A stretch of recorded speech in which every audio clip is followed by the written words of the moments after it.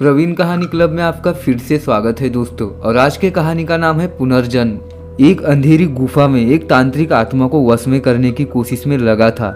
सामने अग्निकुंड में आहुति दिए जा रहा था और तांत्रिक जोर जोर से मंत्रों का उच्चारण कर रहा था। बाहर का मौसम बहुत खराब था। आंधी तूफान जैसे सब कुछ तबाह करने के लिए अपना जोर दिखा रहे थे। इधर तांत्रिक अग्निकुंड के चारों ओर जल्दी जल्दी लकड़ियों का ढेर लगा देता है, जिससे कि बाहर की आंधी अग्निकुंड को बुझा न दे। फिर वह अपनी जगह आकर बैठ जाता है। उसे ये सब करते हुए लगभग 3 घंटे बीत जाते हैं। अब उसे केवल आखिरी की 21 आहुतियां डालनी थी। बहुत संभल संभल कर मंत्र बोलता है और सही समय पर आहुति देता है। तभी उसे गुफा के दरवाजे पर सफेद साड़ी पहने लंबे बालों के साथ एक औरत दिखाई देती है। उसका चेहरा इतना भयानक था कि एक बार तो तांत्रिक भी डर गया।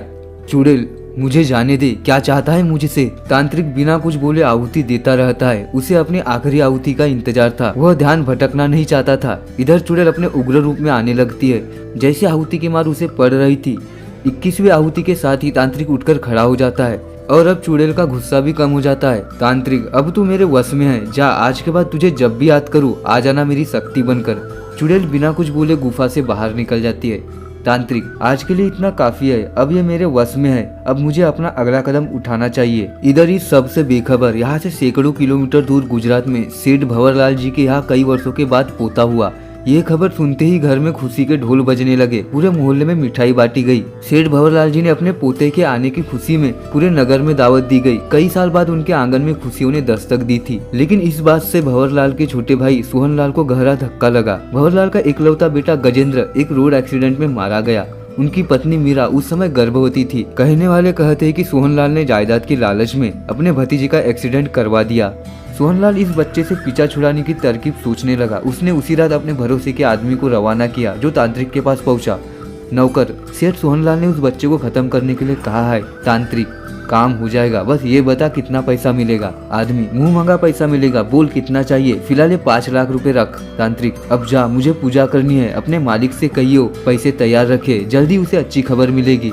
तांत्रिक पूजा करके चुड़ैल को बच्चे को खत्म करने का काम सौंपता है। चुड़ैल रात को सेठ भंवरलाल की हवेली के बाहर पहुंच जाती है। जब रात को सब सो रहे थे तो वह उस बच्चे को मारने जाती है। बच्चे को मारने के लिए वह जैसे ही बच्चे के गले तक अपने बड़े नाखूनों वाले हाथ ले जाती है, वह देखकर चौंक जाती है, जैसे वो नींद से जाग गई हो।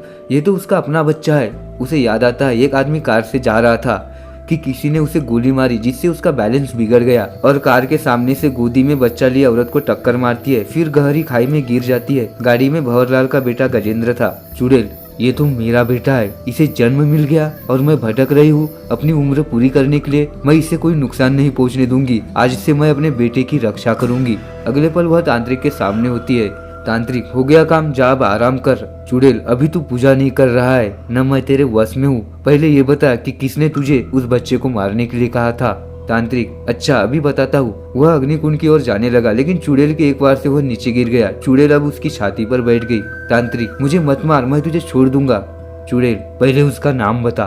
तांत्रिक, उसके चाचा सोहनलाल ने।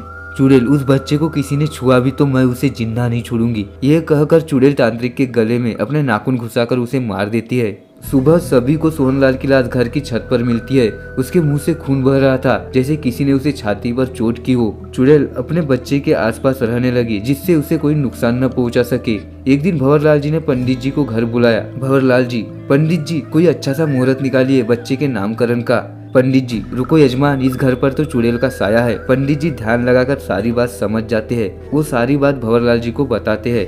भंवरलाल जी, पंडित जी इस सब से पीछा छुड़वाइए। पंडित जी, कल अमावस्या की रात है, मेरे घर आना, वही पूजा करेंगे, लेकिन अकेले आना। अगले दिन पंडित जी पूजा करके चुड़ैल को वहाँ से आने के लिए विवश कर देते हैं। चुड़ैल, मुझे छोड़ दे पंडित, उस तांत्रिक को भी मैंने मार दिया। पंडित, मैं भगवान का भक्त हूँ, उनकी मर्जी के आगे सारी शक्तियाँ नाकाम हो जाती है। तू यहाँ से चली जा। चुड़ैल, नहीं, मैं अपने बच्चे को बचाने आई हूँ।